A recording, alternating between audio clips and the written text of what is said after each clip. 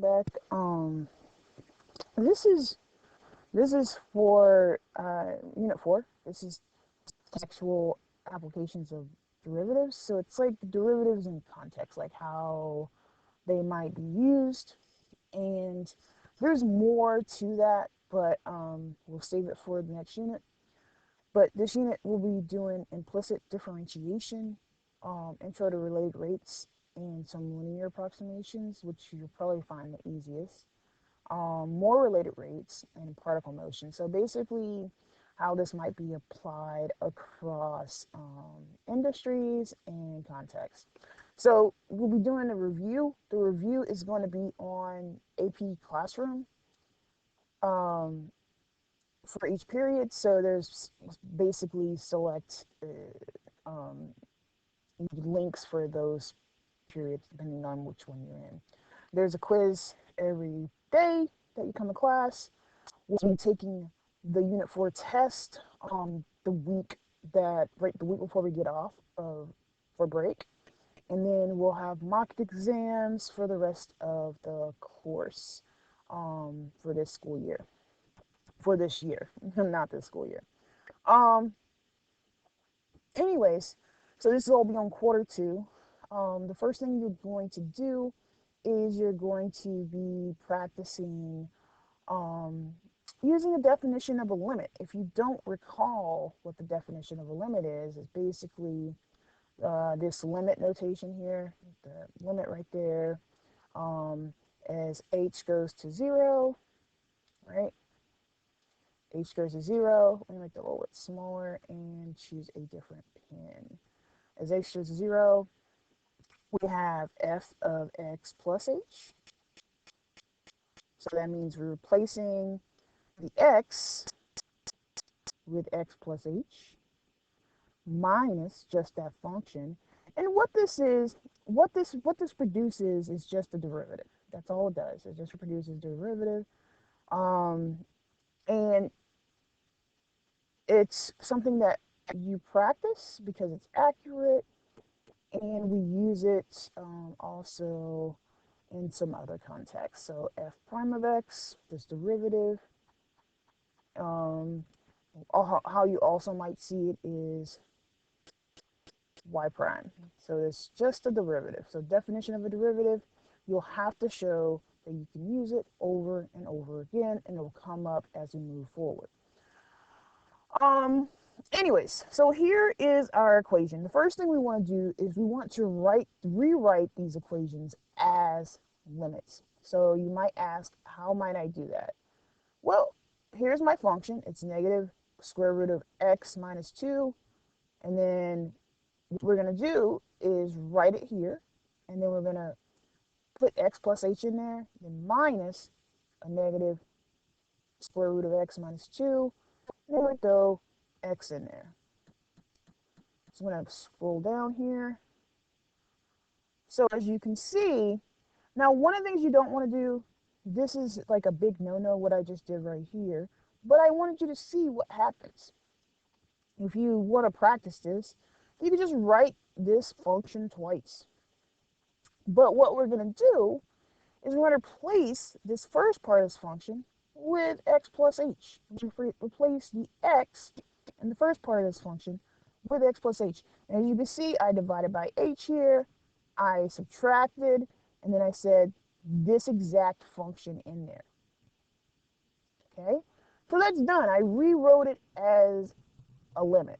All right, now the next thing I'm going to look at, if I look, I have equals, and I use my limit notation here, simplifying. Well, I plugged it in. As you can see, I replace the x with x plus h right here. Nothing else changed.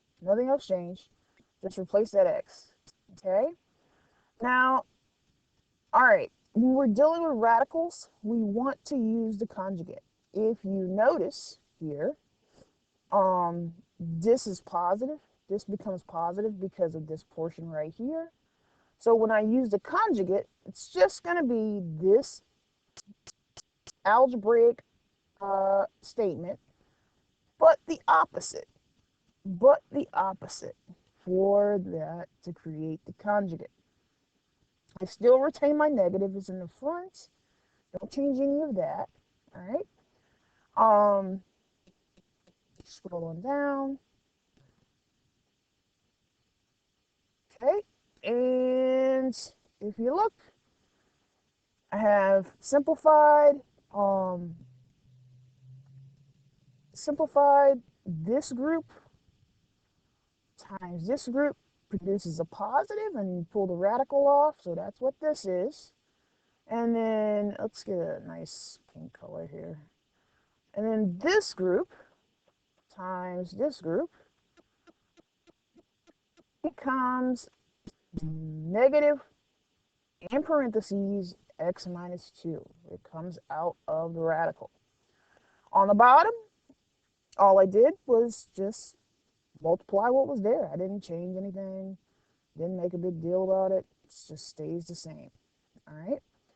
Now, what happens next? So I simplify, I start to regroup. So I simplified this portion here. I just made it a negative x and a positive 2. So everything's the opposite of what's inside.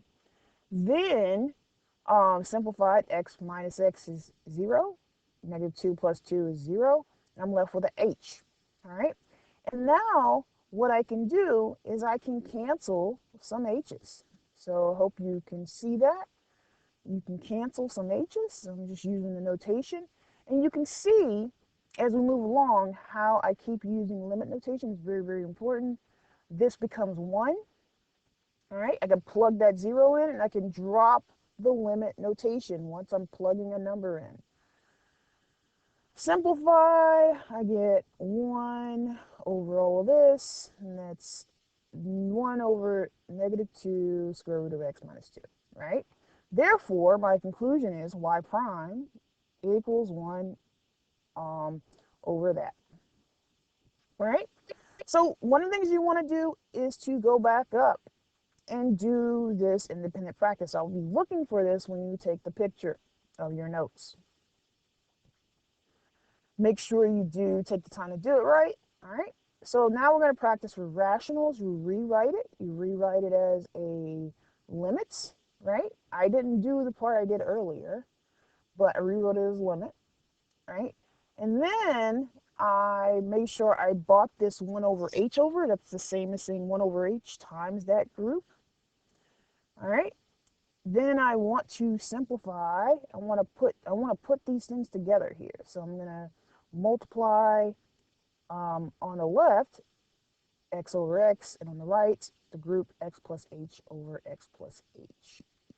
Simplifying, I get x 1 over h times the quantity of x over x times x plus h minus all this. Simplifying the top, I put it together. This is what happens right here, and I subtract. I get x minus x, and it's just 0. And then I have h over h times x times this quantity of x plus h.